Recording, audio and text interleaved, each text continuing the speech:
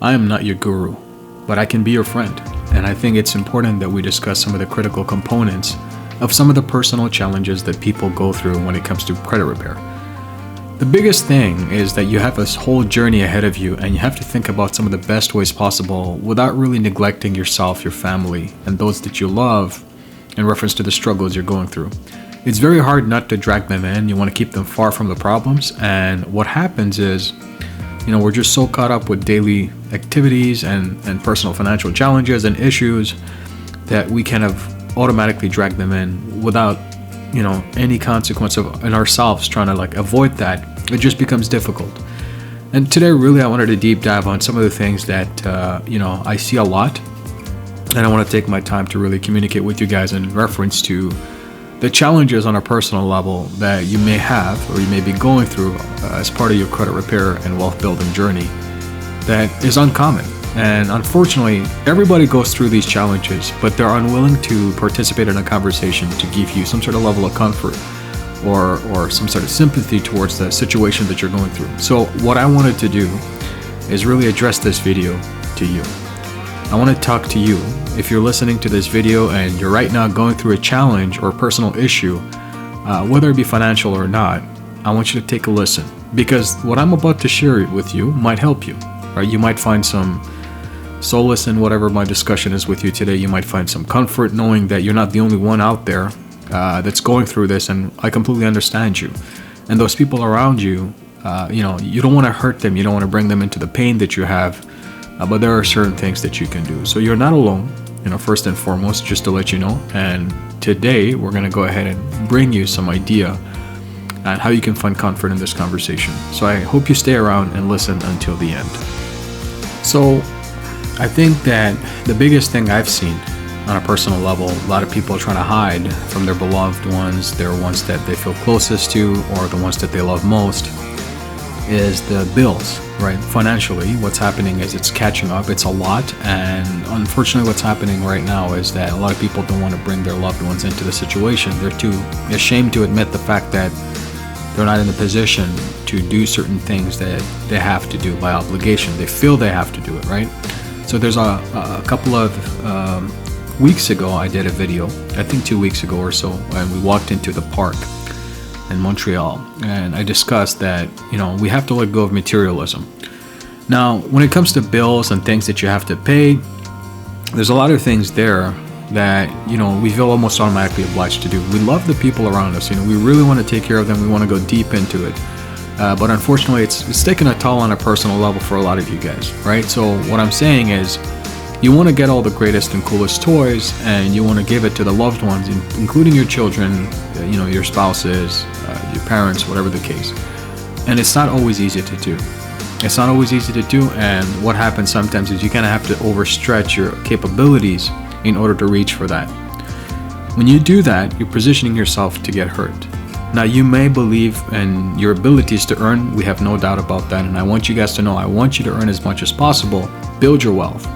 But at the moment that you're making the decision to get something and you're unable to find a guaranteed way of resolving that, whether it be a payoff or whether it be a short-term consequence of really taking that debt down, when you take access to that debt, let's say you borrow on credit and you obtain that item, you're not thinking about the next payment that's coming up. I know a lot of you guys say, well, I do think about that, and I really want to do it to be able to maintain my payments and continue building credit. But in the moment of, it's just impulsive. A lot of us do this, right? Even myself, I'm so guilty of this. I mean, back when I was in 2007, when I started this whole financial business with an office in New York and stuff, and I used to be such an impulsive buyer. I used to buy a lot of things. Like, for example, back in the day, there's a lot of cool tech stuff. I just, every time I go out, I always try to stick around the tech stuff. Like, I love technology in general. I just like playing with different tools and toys,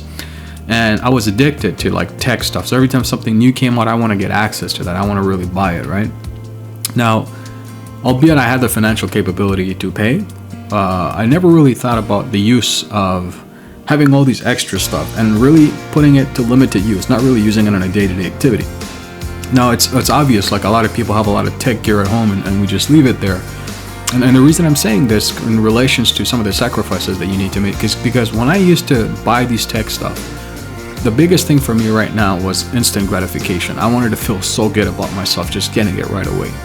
And what ends up happening, right, is like that regret hits you after a couple of weeks, sometimes months. You're like, damn, I really didn't need this. I could have waited to get this newer stuff. And we're always chasing this thing, the shiny object syndrome. Like we're always chasing the next coolest toy. And we instantly regret the last toy we bought. But in the moment when we're buying it, we're so impulsive, right? So we're like, hey, I want to get this right now. I want to enjoy this right now. We really never think about, hey, how many times, in my lifespan, with a clear understanding as an adult, have I had regrets about a purchase, especially when it comes to the things I love and the things I'm addicted to, like tech and all that kind of stuff. How do I avoid that addictive, impulsive behavior? And if so, have I really taken my time to analyze my trends and behaviors when it comes to purchases like that? And the reason I'm telling you this is because it's very difficult to analyze oneself on a first-person perspective, right? Like, unless otherwise you had like some sort of person observing you since the beginning of time and your adulthood and through these transactional purchases on these impulsive buying decisions. It's very impossible, or close to impossible actually, to kind of sit back and take a third person's perspective and analyze yourself. So, you want to get all these cool things for your family, you want to enjoy it, maybe even yourself, and we make these impulsive decisions like I used to do. Now, lately what I've started doing, right, before I make a purchase decision or go out there and buy something is I think about, hey, what if something new comes out in 2 weeks from now and I have this and I just spent so much money on this? What am I going to do? And what kind of regret am I going to have, right? So in my Ultimate Personal Credit Mastery course, there's chapter 2, we talked about some of the reframing your thoughts, and I'm going to give you some inside look into that, right? Reframing your thoughts is really like, there's a concept I call pre-regret thinking, right? And pre-regret thinking really is about, imagine yourself in the moment 2 weeks down the road, and you bought something today.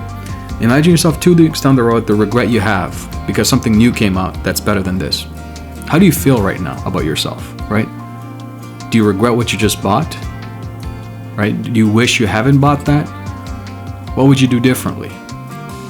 And that helps me kind of exercise patience, right? But that's just a concept of like the impulsive buying thing. Pre-regret thinking, you can use it anywhere, like universally in any decision you make, whether it be buying, financial, credit, wealth, money, whatever the case, it's useful because it really helps you deep dive into your thought processes and inhibit that change, inhibit that experience of regret. So we're so used to not thinking about regret when we make impulsive buying decisions that we end up making them later down the road anyways, naturally, through science, obviously. And I think that we kind of really need to tone it down a little bit and take our time to really analyze that. So if you look at my situation, when I used to buy a lot of tech gears and all these type of things, what I used to do beyond that, when I finally realized that, and this is really addictive behavior, impulsive buying, it's not just me or you. There's a lot of people in this world, I mean, most of the world right now, when they see new things, they have that mentality that, hey, I wish I had that.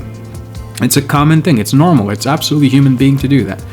But when you make purchases or when you go on credit to borrow, you have bills to pay, right? Credit, again, is not your real money, right? It's an extension of financial product, but you still are liable for it. You still have to pay for it. So you really got to think about that, right? You got to think about the pre-regret mindset. You got to understand that, hey, can you hold on to it? What are the sacrifices that you'll make if you don't buy this right away? So, a lot of people don't really think about that. They just say, hey, I'm just going to buy it. I'm going to think about the bills later. And you can't do that, but it's not really helpful because what's the math behind it, right? And I really want you to think about the math behind it. Now, I know this video is very unconventional. I wanted to share my personal story with you guys, and I think that, you might be going through a rough patch right now, right? And you might be going through a situation where you're just basically going through a rough time due to inadequate financial capability. You don't have the funds to buy certain things that you want to buy or help those that you want to help because you love them. And the reason why, it's because in your mind, you're probably playing back scenarios where if I didn't do this, if I didn't do that, I wish I had done this, I wish I had done that. Ifs, buts, and wishes are really the ones that are the most disastrous words in the English dictionary when it comes to yourself as an individual. And you really got to reframe that thought. You really have to understand now that when it comes to moving forward, it may not feel good. You might feel like shit, truth be told, right? You might feel really deep down shitty. But you still have an obligation to yourself to be the best version of yourself. And if it means relaxing and sitting down, meditate, and think about letting go of all the regrets that you have. Okay, that's the first step. The second step is really think about the pre-regret thinking mindset. Reframe that way. That's the thought process you need to start exercising. And then the third step really is, look, if the ones that you love the most are getting affected because of bad financial decisions that you made, obviously this has nothing to do with my tech addictions and all these type of things I shared with you guys, but on a personal note, even myself, I made some certain financial decisions that affected the ones that I loved for years, and I regretted it the most. And to the point where I wish I hadn't done these type of things. But again, wishes, regrets and all these type of things are nothing but cancerous, and they keep dragging our mindset from where it needs to be at an optimal performance to a downgraded version of self-pity. And I think you want to start avoiding these type of things when it comes to mindset, right? So I really wanted to share this with you guys. These are some of the advices that I would give you. You're probably going through a lot right now, and you're not alone. Okay, you're not alone. You have a lot of people around you. Sometimes you don't want to drag your loved ones into this, and you feel bad because they're automatically in it because of the decisions you made. But the only thing you can do now is to move forward and try to position yourself so that those decisions are not impacting them in a very high energy negative level. You can lessen the impact and really try to overgrow that, or outgrow it, by doing something more progressive and positive that'll lessen that and make it neutral or even less significant. And that's where I talk about, try to establish a lot of credit, try to establish wealth. See, a lot of us are, in this position where we have all the tools and resources available at our disposal, but we're not acting on it. And I think it's important that you act on the knowledge. So with that said, I know that it's coming near the end of February. It's a leap year, so it's definitely a very unique year. And most of you guys are probably wondering, what are some of the next steps you need to take with your personal credit, the journey to building your wealth.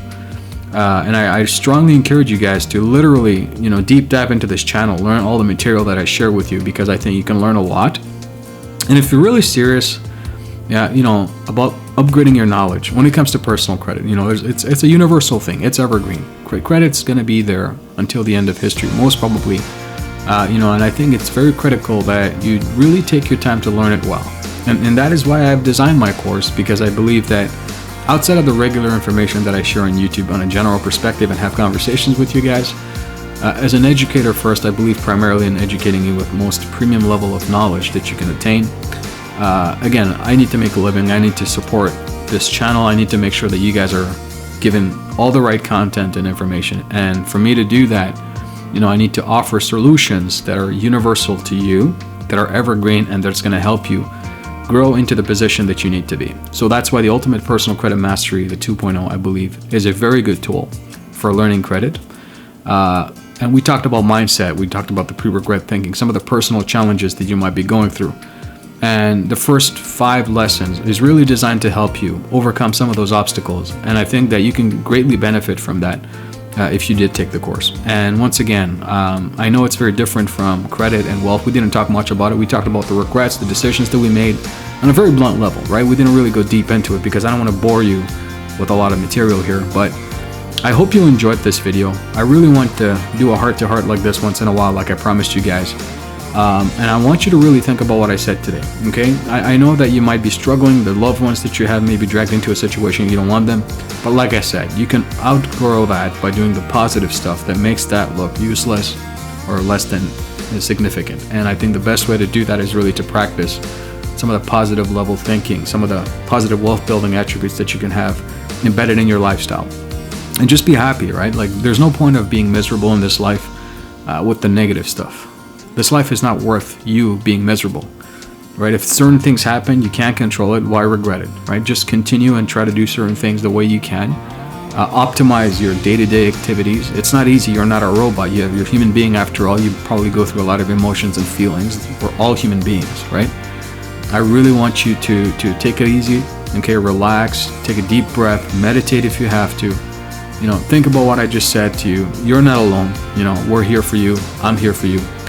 and I'm encouraging you, to build a life worth living that you'll be happy with. And I want you to really take your time and do the best you can to be the best version of yourself. Okay.